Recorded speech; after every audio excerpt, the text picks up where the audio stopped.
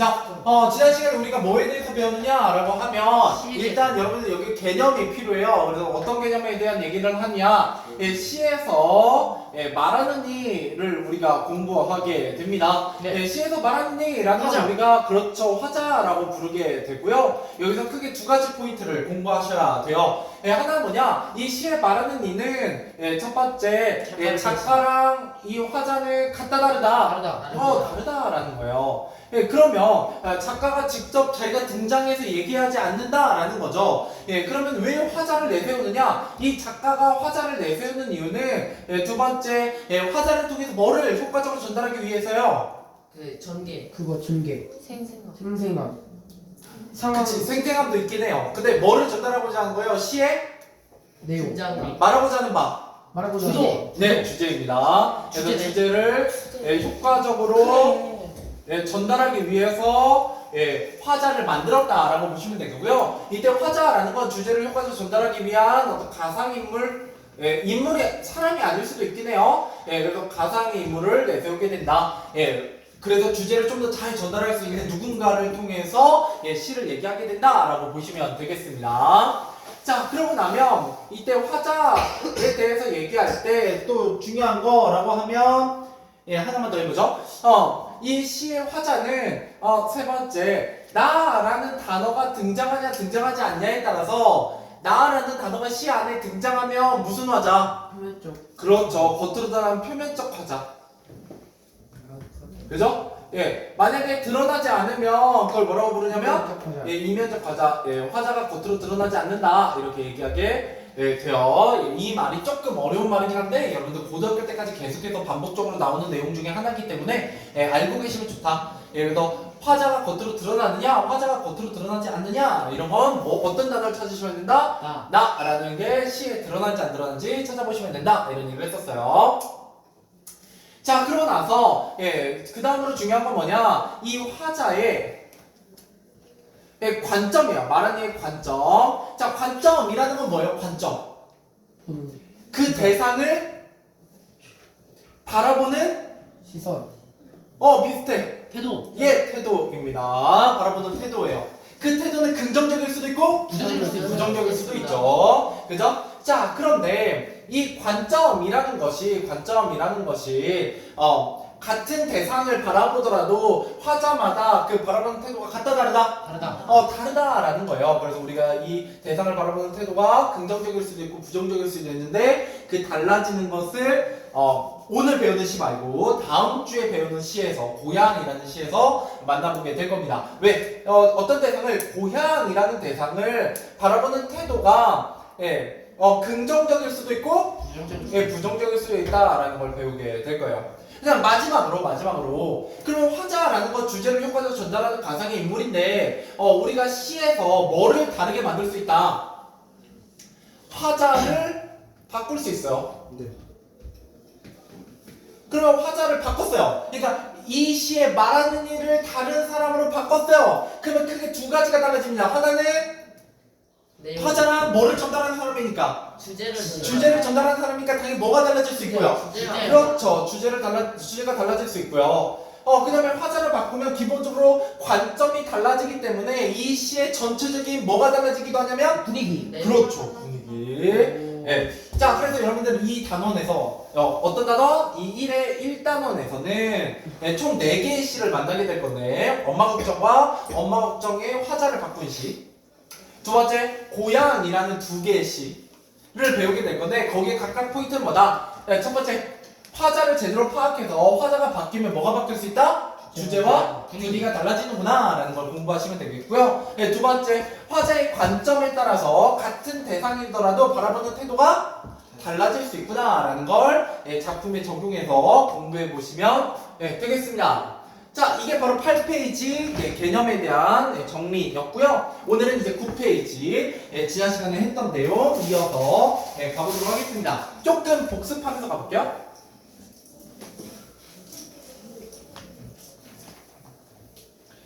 자, 지난 시간에 뭐에 대해서 배웠느냐? 엄마 걱정이라는 시에 대해서 한 반절 정도 공부를 했었어요. 그래서 조금만 복습해보면 자, 이 엄마 걱정이라는 시에서는 첫 번째 열문 30단을 이고 시장에 간 우리 엄마가 등장하게 됩니다. 자, 엄마가 어디에 갔다고요?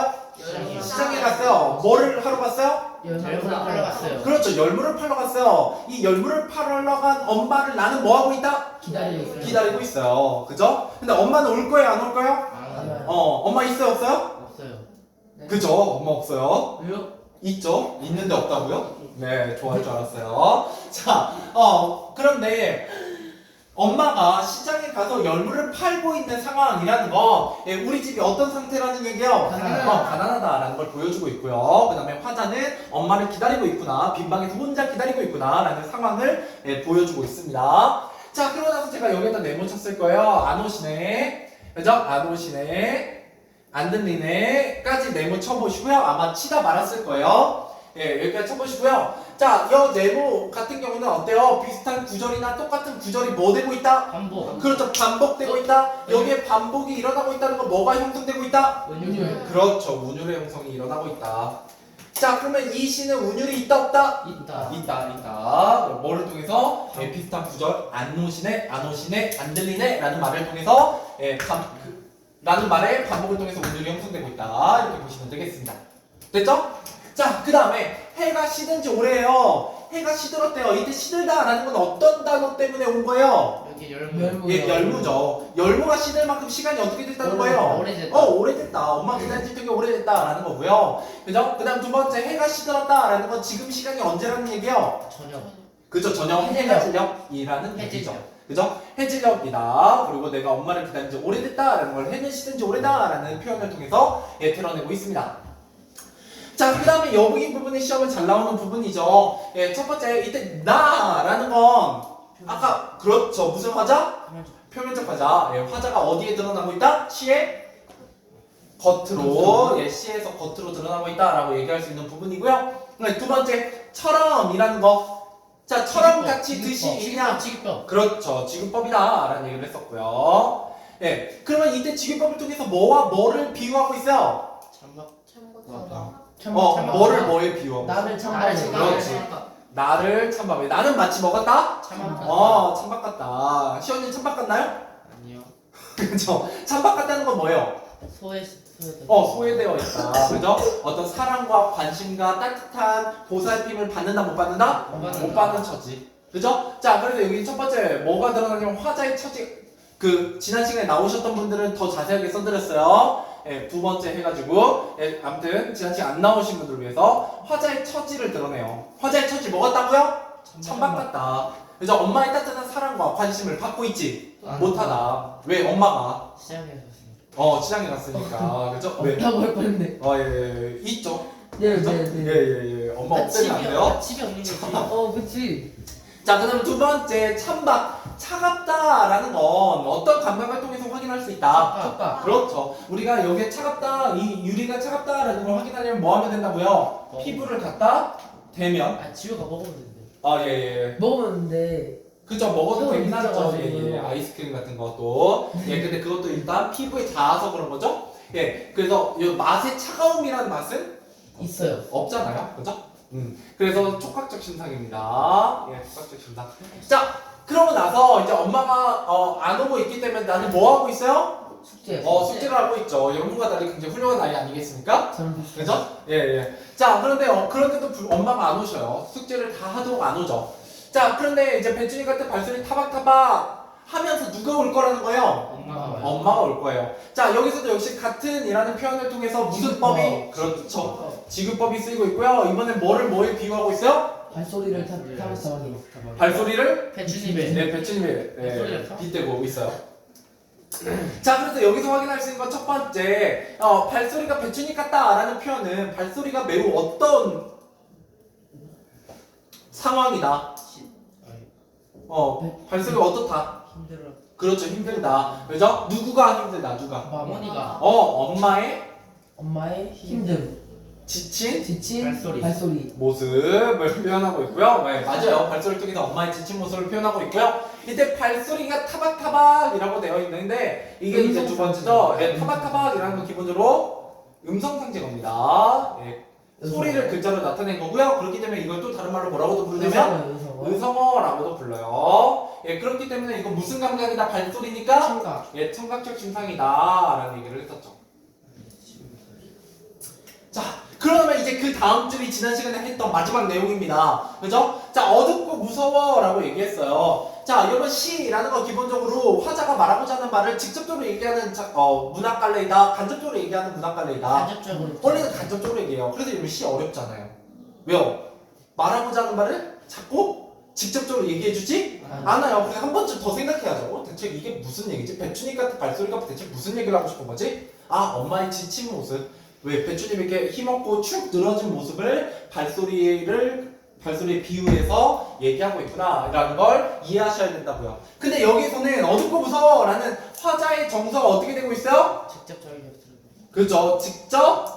직접 표출되고 있어요. 아, 이 어린아이인 나는 엄마를 기다리면서 어떤 감정을 느끼고 있다?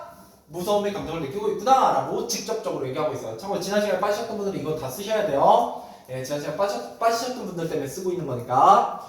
자, 그 다음에 이제 여기까지가 이제 지난 시간에 했던 겁니다. 그래서 시험에 나와요? 네, 원래 시라는 건 간접적인 건데 여기서 직접적인 거. 됐죠? 자, 이제 마지막 조금 남았습니다. 자, 금강창틈입니다. 금강창틈. 예, 창틈에 금이 갔대요. 이 사이로 뭐가 뭐가 들어올 거냐면 찬바람. 찬바람이 들어올 거예요. 예. 그럼 혹시 집이 이렇게 금가 있고 막 창문 깨져 있고 이러나요? 아니. 아니죠. 예, 근데 얘네 집은 그렇다는 얘기예요. 왜? 얘네 집은 어떤 상태니까? 가난. 네, 그래서 첫 번째 아 혹시 모르죠. 가난한 처지를 드러내고요. 자, 그 다음에 두 번째 금강창틈이라는 건 뭘로 확인이 가능해요? 어떤 감각? 시각. 그렇죠. 시각이요. 눈으로 보면 되죠? 금강권? 예, 만져보면 만져보면 안 돼. 만져보면 꼭 알 수 있는 건 아니잖아. 눈으로 봐도 되죠. 예, 그죠? 굳이. 자, 그 다음에 고요히 빗소리입니다. 지금 밖에는 뭐가 내리고 있어요? 비요. 비가 막 내리고 있네. 오늘도 추적추적 내리고 있는데. 비 와요? 자, 네. 그래서 비가 내리면 첫 번째 일단 무슨 감각? 빗소리니까 청각 감각. 그렇죠. 청각적 신상이고요. 자, 두 번째 이 빗소리는 비가 내리면 분위기가 더 좋아져요? 아니면 더 어두워져요? 더 좋아져요. 더 어두워져요. 예, 비 오는 소리를 좋아한다 하더라도 전체적으로 어두워지죠. 기본적으로. 자, 화자의 외로움과 뭐 같은 얘기예요. 예, 무서움을 심하게 만든다. 몇 개 만든다? 심하게. 예, 그래서 고조한다. 고조함. 고조가 심하게. 예, 고조가 이렇게 높이다 라는 뜻이에요. 고조. 그럼 네. 밑에는 뭐예요? 높이다 할까 반대말이죠. 저조. 예. 아 높을. 네네. 됐죠? 자, 화자의 외로움과 무서움을 더 심화시킨다, 더 높인다, 뭐 이런 뜻을 가지고 있죠. 자, 그래서 빈방에 혼자 엎드려 훌쩍거리고 있어요. 그죠? 예. 전체적으로 어린 시절에 좋다, 안 좋다? 안 좋다. 안 좋다라고만 알고 계시면 됩니다. 안 좋다. 자, 여기까지 이렇게 자르고, 여기까지 자르고, 예, 여기에 이제 1년이요. 그죠? 여기가 2년이고요. 그죠? 근데 2년에서 뭐라고 시작하고 있냐면 아주 먼 옛날 지금도 내 눈시울을 뜨겁게 하는 그 시절이라고 얘기하고 있어요. 자, 그러면 지금 1년에서 얘기하고 있는 건 바로 언제라는 얘기예요? 과거라는 얘기입니다. 그죠? 그럼 2년은 지금 언제예요? 현재. 현재예요. 그러면 이 둘의 화자가 다르죠? 자, 과거의 화자는 어떤 화자예요? 과거에다. 과거에다. 그죠? 어린 시절에다. 시절의 나예요. 그죠? 어린 시절의 내가 화자예요. 현재. 현재는 현재다. 어른이 된 나. 나예요. 시간은 과거에서 현재로 흐르고 있죠. 그죠? 근데 어린 된 나가 어린 시절을 뭐 하고 있는 거예요? 이 작품은 회상. 그렇죠. 회상하고 있습니다. 자, 그러면 여기서 문제로 잘 나오는 포인트. 자, 이 시의 전체적인 화자는 어린 시절의 나일까요? 어른이 된 나일까요? 어린이 나죠. 어린 시절이다. 어린 네. 시절 아니에요? 어른이 된 나입니다. 어른이 된 나가 전체 화자예요.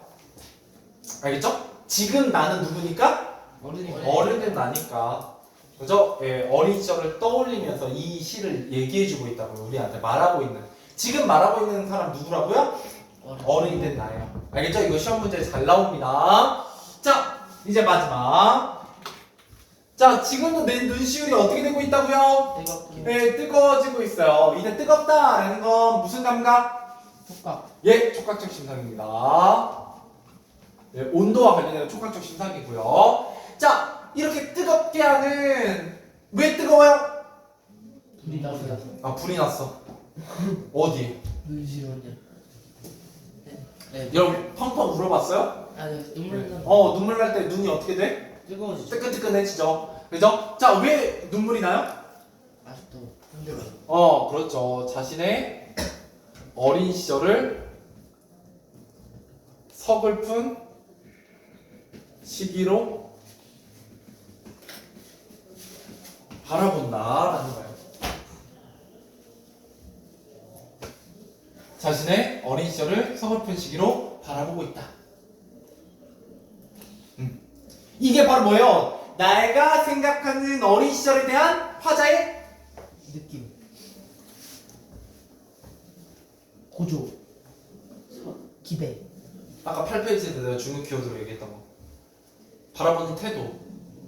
관절. 네, 관점입니다. 이게 관점이라고요. 화자의 관점, 어린 시절을 바라보는 태도. 예, 좋게 바라본다, 안 좋게 바라본다? 안 좋게. 안 좋게 바라본다. 여기 시에서는 무조건 이 시에 대한 설명에서 무조건 좋게 바라보는 느낌이 들면 맞다, 틀리다? 틀리다. 무조건 틀리다. 알겠죠? 자, 그러면 마지막으로 내 유년의 민목이다 라고 얘기하고 있습니다. 자, 내 유년 어린 시절이야. 어린 시절을 민목에 뭐 하고 있다?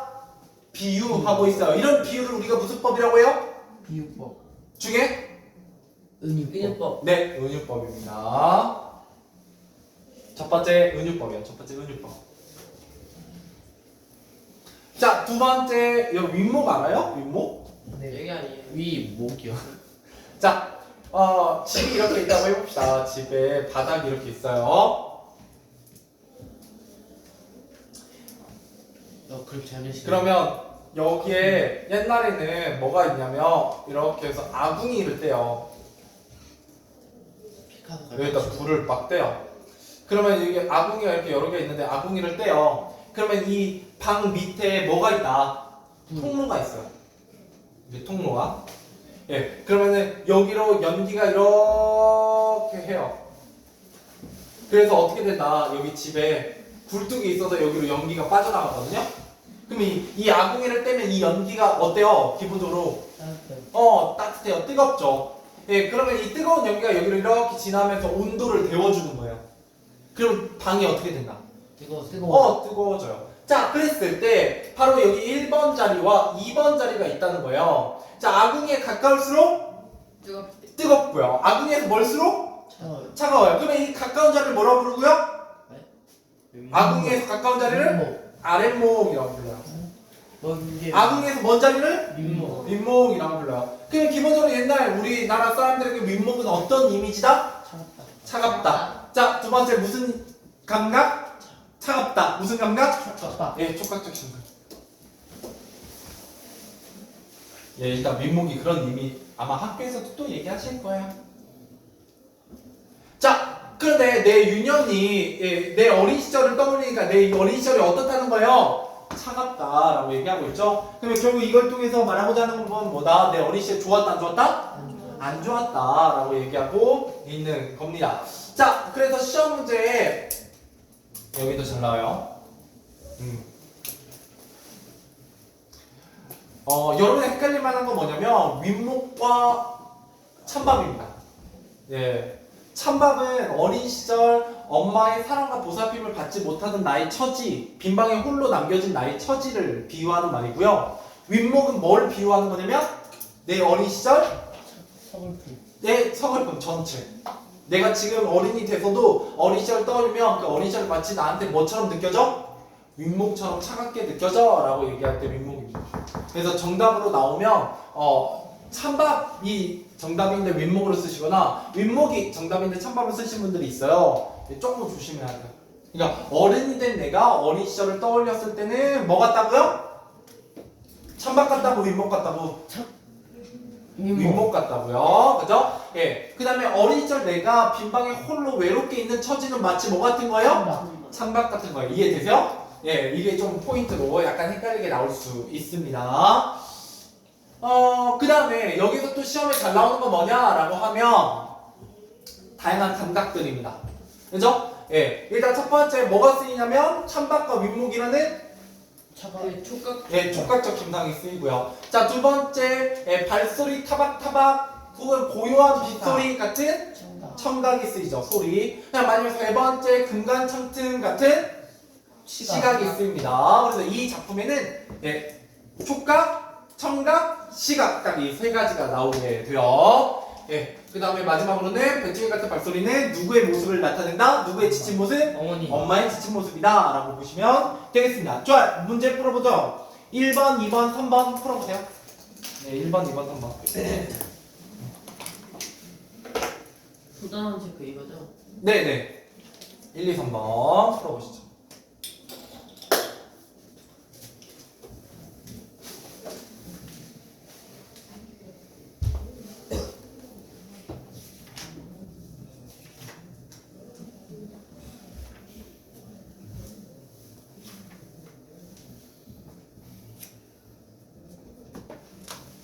정서가 직접적으로 드러나는 경우에요.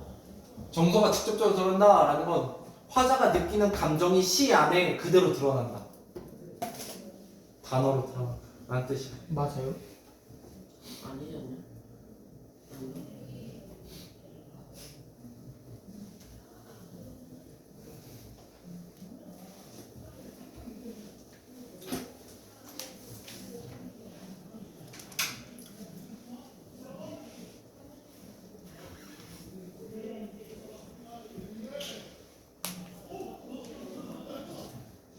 30초만 있다 해줘.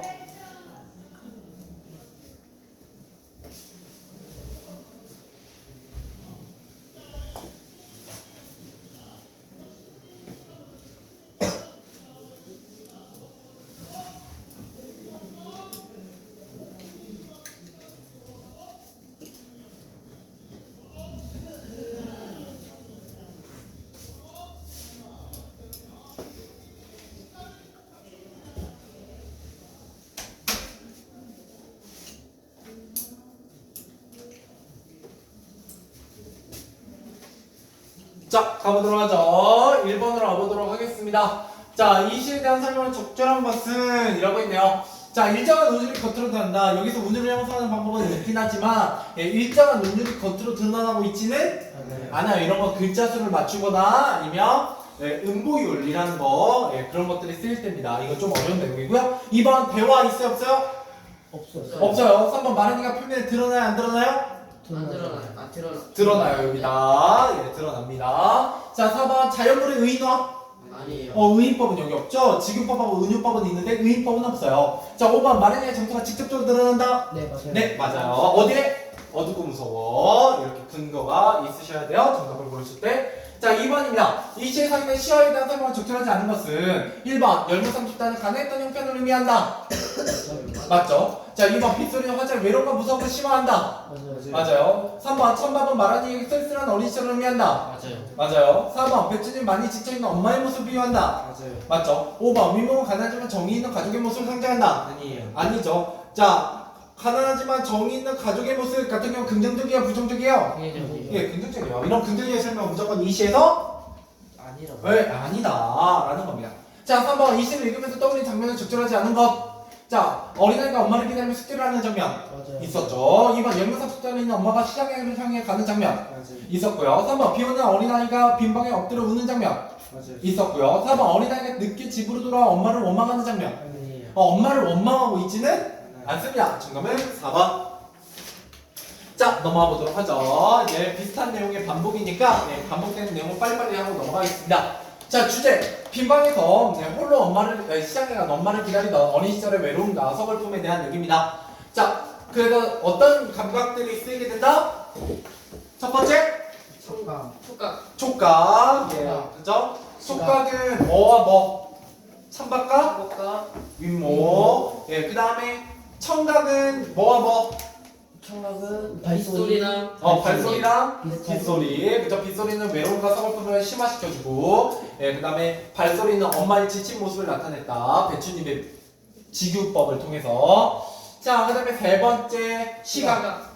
창문 깨진 거예요. 그죠? 금단 창틈을 통해서 가난한 형편을 드러내더라. 그래서 이런 감각적 이미지를 통해서 정서를 생생하게 표현하고 있고요. 근데 이 정서라는 건 직접적으로 표현되는 부분도 있었다는 거죠. 화자가 느끼는 직접적인 감정은 뭐였다? 어둡고 무서워였었습니다. 그래서 그렇게 직접적으로 정서를 드러낸 부분도 있었다라는 거고요. 그 다음에 과거에서 현재로 시간 흐름이 나타나요. 그래서 어린 시절의 나, 그 다음에 어린 된 나의 모습이 나타나고 있다. 이렇게 보시면 되겠습니다. 자, 넘어가보죠. 이 시험자인 자, 1년은 빈방에서 밤늦게까지 돌아오지 않은 엄마를 홀로 기다리는 과거의 모습이고요. 어린 시절을 생각하며 안타까움과 서글픔을 느끼는 나의 모습이 바로 지금 현재 어린이 된 나죠. 그래서 어린 시절이 마치 뭐 같다? 윗목 같다 라고 표현하고 있었어요. 그래서 서글픔이라는 키워드가 이 시의 중심 키워드입니다. 자, 어린 시절이 나입니다. 빈방에서 혼자 훌쩍거리며 시장에 간 누구를 기다리고 있어요? 엄마. 엄마를 기다리고 있고요. 그죠? 어린 시절을 뭐 하고 있다? 회상. 회상하고 있습니다. 자, 그 다음에 말한 이의 관심과 시의 주제입니다. 자, 어린 시절을 외롭고 서글픈 시기를 바라보면서 뭐라고 표현하고 있다? 네, 어린 시절은 뭐 같다? 윗목 같다 라고 얘기하고 있어요. 그때 어린 시절에 외로움과 서글픔을 주제라고 볼 수 있습니다. 자, 열무삼 투다는 시장에 이고 가는 거죠. 그래서 가자니까 엄마의 고된 삶을 뜻하고요. 찬밥은 아무도 돌보지 않았던 어린 시절을 화자에 쳐지고 배추님은 피곤해 지쳐있는 힘없는 누구? 엄마. 엄마. 그죠? 자, 빗소리는 외로움과 무서움을 고조시키는 배경이었고요. 그다음 외롭고 쓸쓸했던 어린 시절 화자의 모습은 그렇죠, 윗목에 비유하고 있다. 그래서 찬밥과 윗목 조심하셔야 돼요. 알겠죠? 찬밥은 돌보지 않는 어린 시절의 화자의 처지이고 윗목은 어린 시절의 화자의 모습을 외롭고 서글프다라고 어린이 된 내가 표현하고 있는 겁니다. 찬밥은 지급법이고 윗목은 은유법이요. 그죠? 이런 차이점, 비슷한 점 이런 것들이 시험에서 잘 물어보는 부분이 되겠습니다. 자, 그래서 이 시의 전체적인 분위기는 어떻다? 서글픈, 부정적 분위기다. 넘어가보죠. 자, 학습활동 엿보기 가보도록 하겠습니다. 자, 시의 분위기를 살펴보자. 시를 소리내어 있고 어떤 장면이 떠오르는지 말해보자. 어두컴컴한 빈방에서 어린아이가 혼자 뭐하고 있어? 울고 있어. 홈워크. 그렇죠. 숙제를 하고 있어요. 비 오는 날 빈방에서 어린아이가 엎드려 우는 장면. 어린 시절을 떠올리며 눈시울을 적시는 남성의 모습이 드러나고 있고요. 자, 해는 시든지 오래라는 부분을 통해서 엄마를 기다리는 나의 상황이 오래되었다 라는 걸 드러내고 있고요. 대충 같은 발소리를 타박타박을 발소리를 시든 뭐에 빗대오고 있어요? 배추님에 빗대서 엄마의 어떤 모습? 지친 모습을 드러내고 있습니다. 자, 많은 이의 주목하여 시를 감상해보자. 어린 시절의 나, 빈방에서 혼자 엎드려 훌쩍거리며 시장에 간 엄마를 기다리고 있고요. 어린 된 나, 어린 시절을 뭐하고 있다? 회상. 과거를 불러일으켜 생각함, 회상이라는 키워드입니다. 자, 그래서 어린 시절 말한 이는 어떻게 바라보고 있다? 서글픈 시기로 바라보고 있다. 자, 그래서 주제는 뭐다? 어디에서 엄마를 홀로 기다리고 있다? 집. 아무도 없는 집. empty room. 방. 안방.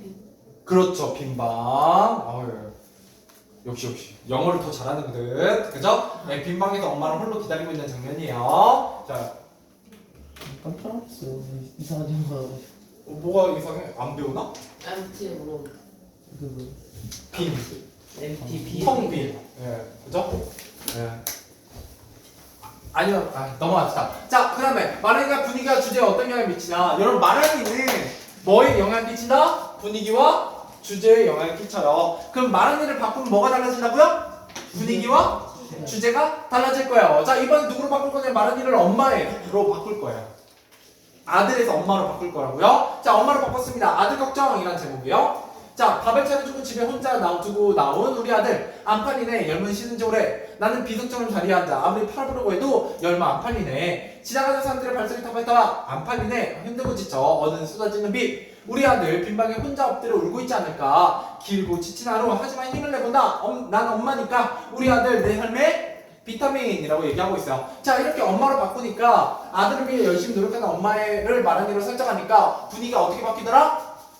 희망적인 분위기로 바뀌더라. 여러분, 이렇게 내 삶의 비타민이랑 아들 걱정으로 말하니까 엄마로 바뀌면 분위기가 어떻게 바뀐다? 서글픈 분위기에서 희망적인 분위기로 바뀐다. 그러면서 주제도 좀 달라졌죠? 아들을 위해서 열심히 일하고 있는 엄마의 모습이 나오고 있어요. 됐죠? 자, 문제 풀어보도록 하죠. 6번까지입니다. 자, 6번까지만 풀고 오늘 마무리할게요. 풀어보세요.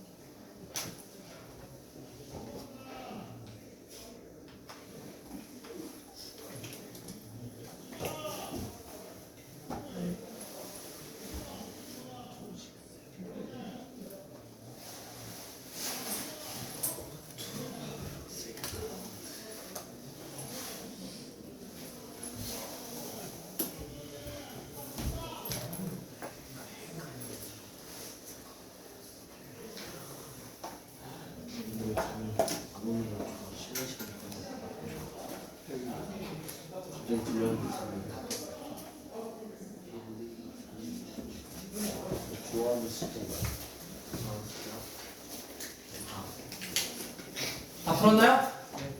네? 대충 분위기 보니까 다 풀었는데? 예. 자, 가보도록 합시다. 예, 정답 확인하고, 예, 마무리하도록 하죠. 예. 제가 아직 고등부가 다 안 끝나서. 고등부? 네, 고등부 시험이 이번 주부터거든요. 아 진짜요? 네, 다음 주까지 있어요.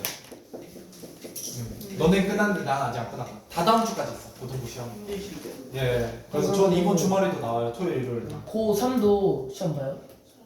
고3은 끝났지, 수능까지 끝났으니까. 아 예, 근데 이제 지금 고2가 이제 고3이 되지.